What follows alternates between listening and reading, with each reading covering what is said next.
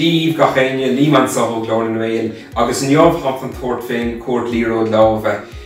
Níl geiste gom sesiún trénálaí dhéanamh libh tránóna ach just samplaí thuirtaíh na 6 rudí gur féidir libh dhéanamh ó mála chomasa. Aon átain bhfuil baile ar fáil, aon átain bhfuil peiste féir ar fáil chomhachttíh ag baile, is féidir libh tuairt féin gníomhachtaí agus súpa bhain dasú. So banig í tána bhas tá libh for gomáin agus slitar nó líród le dóga má táisí libh bhain mála.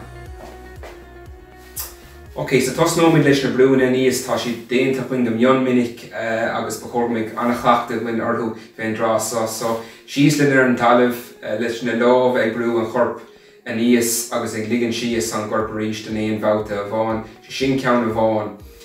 Muna bhfuil sib ábalta sin dhéanamh is féidir atá síos ar bhain lúna chun cabhrú an meach an tharraingt agus ríist éon uair brún tú de chorpa níos an talamh Corrítar é sin mar cheann a bháin.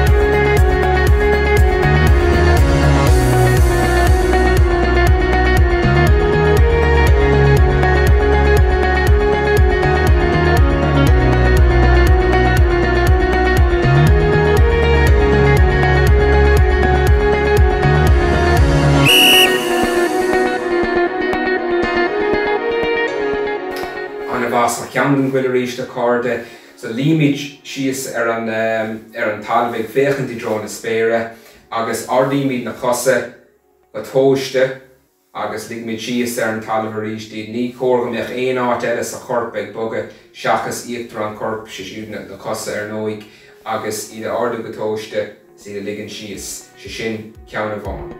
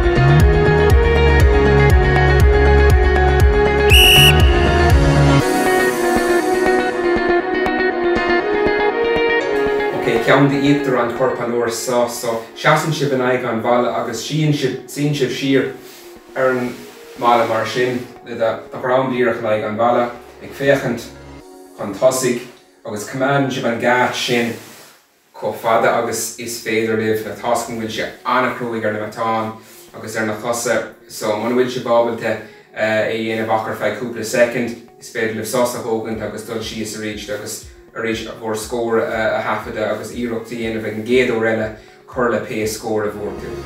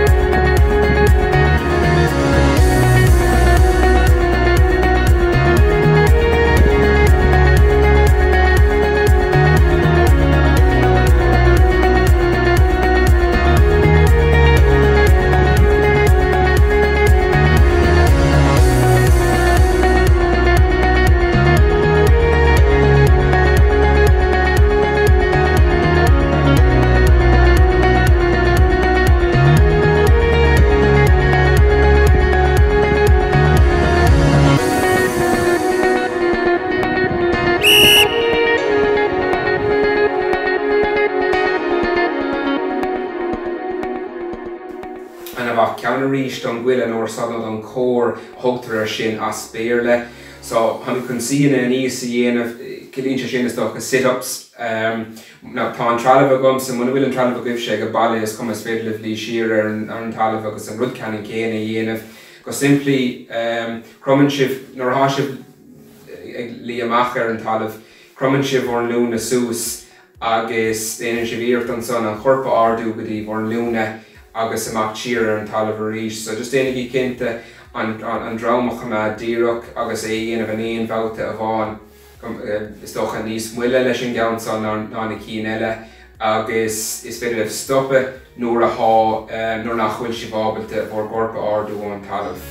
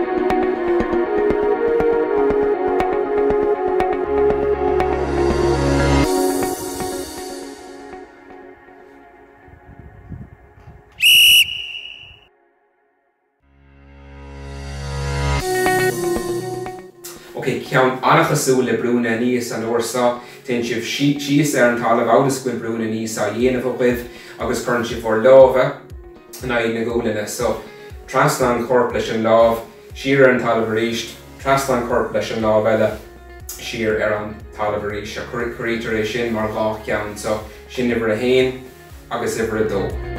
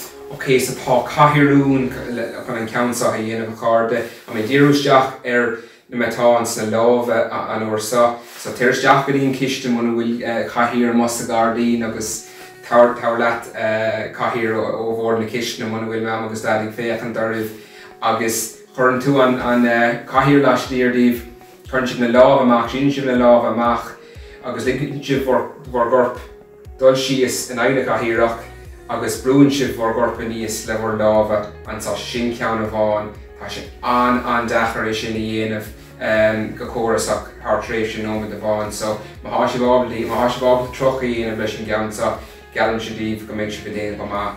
So rithlimh isteachchaí an ciste agus brenn amach an tríle bantas.